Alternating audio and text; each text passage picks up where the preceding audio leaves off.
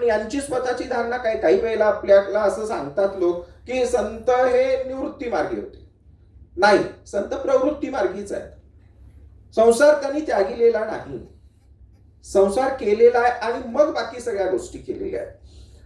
अवघा संसार सुखाचा करीन, अवघ्या भावे धरीन विठ्ठल एका, असं ते म्हणतात. एका बाजूला संसार करायचा आणि विठ्ठल ही धरायचा आहे. संसारी असावे असोनी नसावे, नामदेव महाराजांचं सांगणं. संसारी असावे असोनी नसावे, कीर्तन करावे वेळोवेळा, हे त्यांचं सांगणं आहे. आणि संसार पण नसायचं म्हणजे संसारावर पाणी सोडायचंय असं पण नाहीये. अत्यंत स्पष्ट शब्दामध्ये त्यांचं एका अभंगामध्ये ते म्हणतायत, अगा येऊनिया संसारा नव जावे अनेकांच्या द्वारा, इष्ट मित्र सज्जन सोयरा बंधू आदी करून. कुणाच्या दारात हात पसरायला जाऊ नका संसारात येऊन. किती सांगणं आहे. नाम विक्रयो न करावा. तुम्ही कीर्तन कराल, हरिकथा कराल आणि मागाल दान दक्षिणा. नाम विक्रयो न करावा, दान प्रतिग्रहो न घ्यावा, कष्टे करुणी मेळवावा तोची ग्रास आपुला. हे संतांच्या, पहिल्या संतांचं सांगणं हे आहे. आणि हेच तुम्हाला तुकोबांच्या पर्यंत दिसेल. कीर्तन करून तिथं काही घेऊ नये हे म्हणणारे तुकोबा हे दिसते. तर अशा पद्धतीची एक संसाराची भूमिका आणि त्यातला संघर्ष तुम्हाला त्यांच्या अभंगांमध्ये दिसेल. दुसऱ्या बाजूला जी मूळ परंपरा इथली त्या काळात नांदत असलेली जी आहे, त्याच्यातलं ग्रांथिक परंपरा आपण म्हणूया, वैदिक परंपरा म्हणूया, संस्कृतमध्ये असणारी ज्ञान परंपरा, याचं त्यांना फारसं ज्ञान असण्याच्या शक्यताच नाही आहेत. कारण त्यांना अधिकार नाही आहे एका बाजूला, त्याच्या पद्धतीचं हे नाही आहे. आणि म्हणून नव्हे बहुश्रुत नव्हे ज्ञानशील, तसं त्यांनी स्वतःच म्हटलेलं आहे. असं जरी म्हटलेलं असलं तरी पूर्वसुरींना वंदन करून त्यांना अनुसरून ते गेलेले आहे. एका अभंगामध्ये त्यांनी टीकाकार श्रीधर बहिरमभट चतुर असं म्हटलेलं आहे. श्रीधर आणि बहिरमभट, बहिरमभट म्हणजे बहिरा जातवेद, हे त्या काळातले. श्रीधरांनी संस्कृतमध्ये रचना केलेल्या होत्या. भगवद्गीता, विष्णू पुराण, भागवत पुराण याच्यावर त्यांनी सुबोधिनी, आत्मप्रकाश, भावार्थ दीपिका अशा पद्धतीच्या रचना केलेल्या. राचिम ढेरेंनी त्याच्यावर खूप चांगलं लिहिलं गेलेलं आहे. आणि अशा पद्धतीनं एक परंपरा जी आहे तीही घेतली आणि नवं काही सांगितलं. नवं काय सांगितलं? नवं त्यांनी हे सांगितलं, आम्हा सापडले वर्म करू भागवत धर्म. आम्हाला काहीतरी वर्म सापडलेलं आहे, हे सर्वेश्वराचं वर्म सापडलेलं आहे आणि हे घेऊन आम्ही भागवत धर्म आता करणार, हे त्यांनी सांगितलेलं आहे. त्यांच्या अभंग गाथेचा जर तुम्ही बारकाईने विचार केला, एकूण 2400 अभंग, साधारणतः 2400 अभंग आहेत. त्यातले 230 अभंग हिंदी मधले आहेत, पद आहेत ती, आणि बाकी सगळे. त्यामध्ये जवळजवळ 470 अभंगांमधून कृष्णलीला, रामकथा, शिवलीलामृत या गोष्टी आलेल्या. 24 नामांचा महिमा, गंगा महात्म्य या गोष्टी 270 अभंगांमधून आलेल्या दिसतात. आणि हा त्याच्यानंतरचा महत्वाचा भाग आहे चरित्र काव्याचा. मराठीतले पहिले चरित्र कवी म्हणजे आत्मचरित्रकार कवी आणि दुसऱ्याचं चरित्र लिहिणारे कवी, दोनही संत नामदेव महाराज. मराठीतले पहिले बरं का, हे नामदेव महाराज आहेत. तुम्ही विचार करा, जर नामदेव महाराजांनी या ज्ञानेश्वरादी भावंडांबद्दल चरित्राचे अभंगच लिहिले नसते, आदी, तीर्थावळी, समाधी लिहिलेच नसते, आपल्याला कळलं असतं का? आपल्याला कळलंच नसतं. आपल्याला ज्ञानेश्वर माऊलींचा सगळा जीवन वृत्तांत जो आज आपल्याला माहिती आहे ते फक्त नामदेव महाराजांच्या कृपेने माहिती आहे. तर हे सगळं त्यांनी केलेलं आहे. हे सगळं करत असताना तुम्हाला सगळ्यांना हे पुस्तक काल देण्यात आले. यातला पहिलाच लेख रेळेकर सरांचा आहे, तो वाचा. आणि त्याच्यामध्ये तीर्थावळीतल्या एका गोष्टीबद्दल म्हणजे नामदेवांचं मडकं कच्चं ठरवण्याच्या बाबतचा हा लेख आहे. बऱ्याच वेळेला कीर्तनांमधून हे सांगितलं जातं की असं असं हे झालं. आता अर्थ लावणं हा जो काय भाग असतो, ही फार महत्वाची गोष्ट आहे. संतांनी जे लिहिलं ते लिहिलेलं आहे सूत्र शैलीमध्ये. आपण कीर्तन का करतो?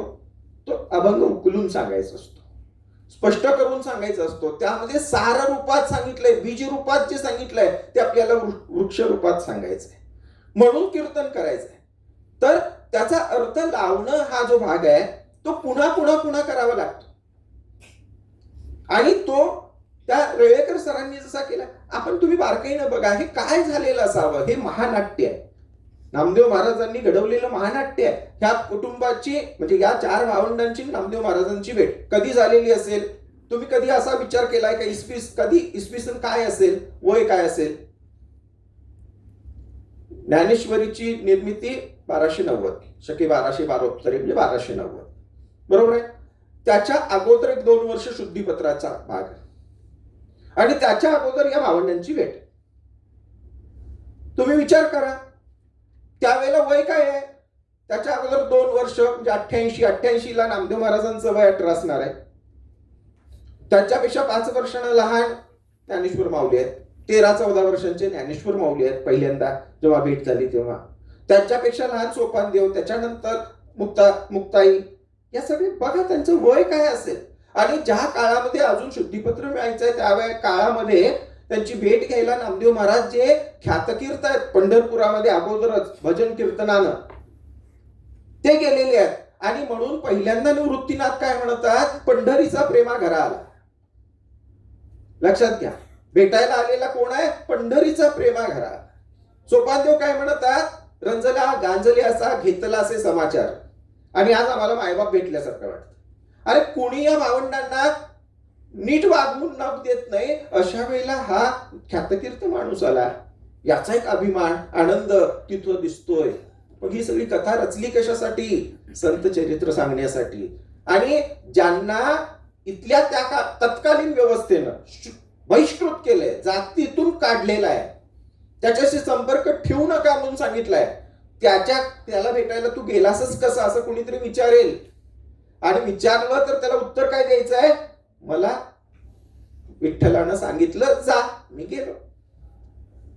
लक्षात घ्या, ती सगळा कथाभाग तुम्ही बघितला तरी तुमच्या ते लक्षात येईल की नामदेव महाराज म्हणतात विठ्ठल म्हणतो जा, गेलं. तिथं गेल्यावर काय बघितलं तर असं असं झालं,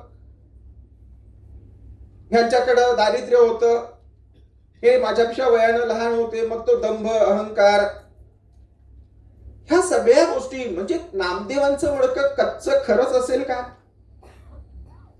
खरंच असेल का? कच्च म्हणता येत नाही. एक गोष्ट त्यांना कदाचित माहिती नाही, ती काय? जी या भावंडांना माहिती आहे, ती भावंड नाथ मार्गे आहेत, योग मार्गे आहेत. त्यांना योग विद्या त्यांच्या वडिलांनी दिलेली आहे, गहिनीनाथांनी दिलेली आहे. ही योग विद्या हे नामदेवांना माहिती नाही. निवृत्तीनाथ म्हणतात त्याला आपल्या झोपडीत घ्या. आणि हे झोपडीत घ्या म्हणजे कुठं घ्या तर आपल्या योग मार्गात घ्या.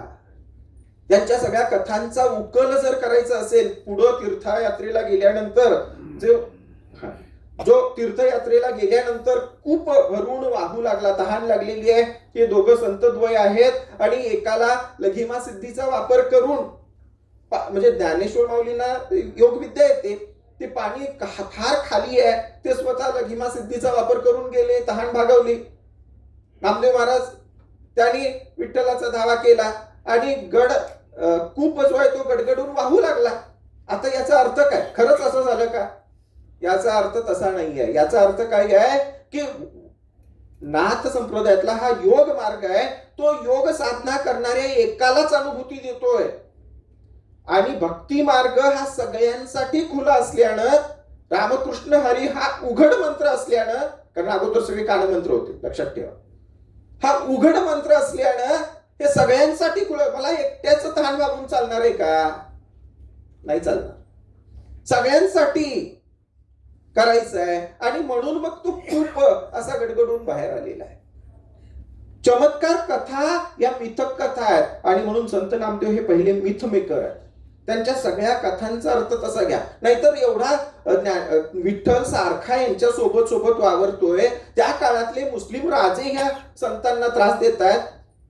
खरं तर या त्या मुस्लिम लोकांना मारलं पाहिजे होतं राजांना. असं काही झालेलं दिसतंय का आपल्याला? नाही दिसत. कारण या मिथ कथा आहेत आणि यातून भक्तीचं श्रेष्ठत्व सांगायचं आहे. हे सगळं सांगण्यासाठी यांनी ते रचलेलं आहे. वेळेची मर्यादा पाळली पाहिजे. खरं तर माझा निबंध मोठा आहे, नंतर तो पुस्तक स्वरूपात कदाचित येईल आणि त्यावेळेला तुम्ही वाचाल. मला इथं बोलवलं आणि माझा सन्मान केला, मला बोलायला संधी दिली, त्याबद्दल मनपूर्वक आभार मानतो आणि थांबतो. धन्यवाद.